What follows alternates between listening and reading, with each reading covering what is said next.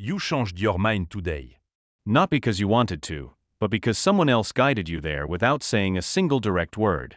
And the strangest part? They had no idea they did it. Most people imagine influence as something deliberate. À sale pitch.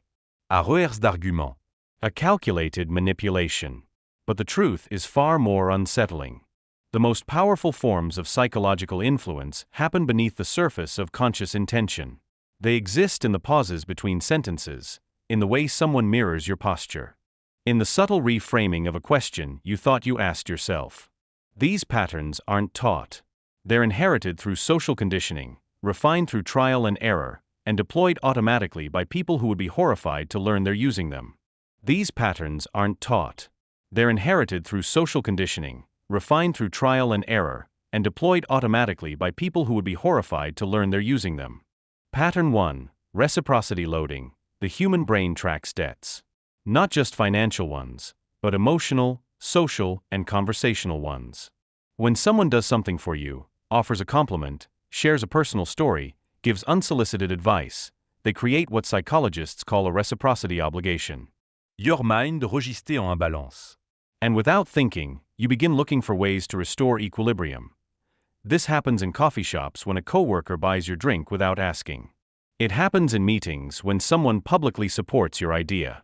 It happens in relationships when a friend overshares their struggles. The gesture feels generous, but it also plants a seed of indebtedness. And when that person later asks for something, your time, your agreement, your loyalty, you feel a strange pull to comply. Not because the request is reasonable, but because your brain is trying to close an open loop. Pattern 2. The assumption close. Watch how questions are structured in everyday conversation. When are you free this week? Instead of do you want to meet? Which option works better for you? Instead of are you interested? The choice isn't whether to participate, it's how. This technique bypasses conscious decision-making by assuming agreement and moving directly to logistics.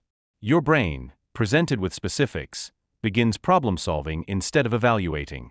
You're no longer asking yourself if you want to do something. You're asking yourself when or how.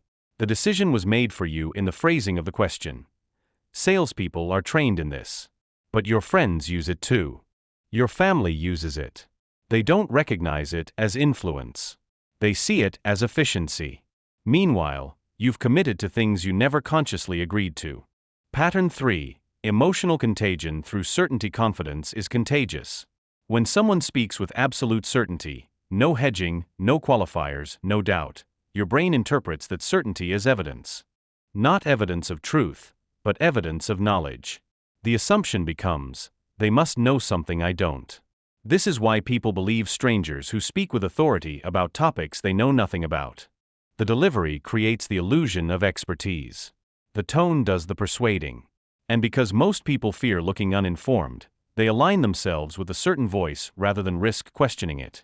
In meetings, the person who sounds most confident often wins the argument, regardless of accuracy. In relationships, the partner who expresses their perspective without hesitation often sets the emotional tone. The content matters less than the conviction with which it's delivered. And most people wielding this pattern have no idea they're doing it. They simply believe what they're saying, and that belief becomes infectious. Pattern 4. The borrowed authority, studies show.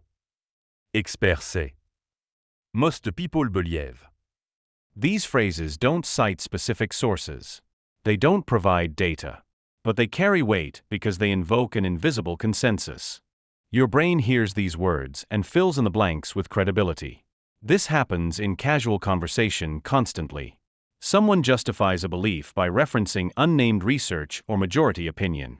There's no way to verify the claim in the moment. But challenging it feels like disputing common knowledge. So you let it pass.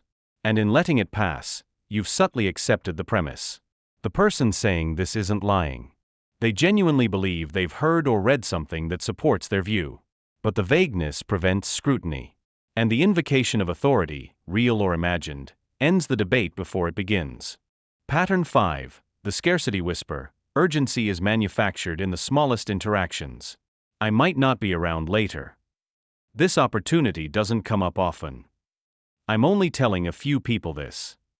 The implication, act now, or lose access. Your brain responds to scarcity with heightened focus. It's an evolutionary reflex. Resources that might disappear demand immediate attention. So when someone frames their time, their offer, or their information as limited, you feel pressure. Not external pressure, internal pressure. The fear of missing something pulls you toward a decision you haven't fully evaluated. Most people using this language aren't running a calculated scam.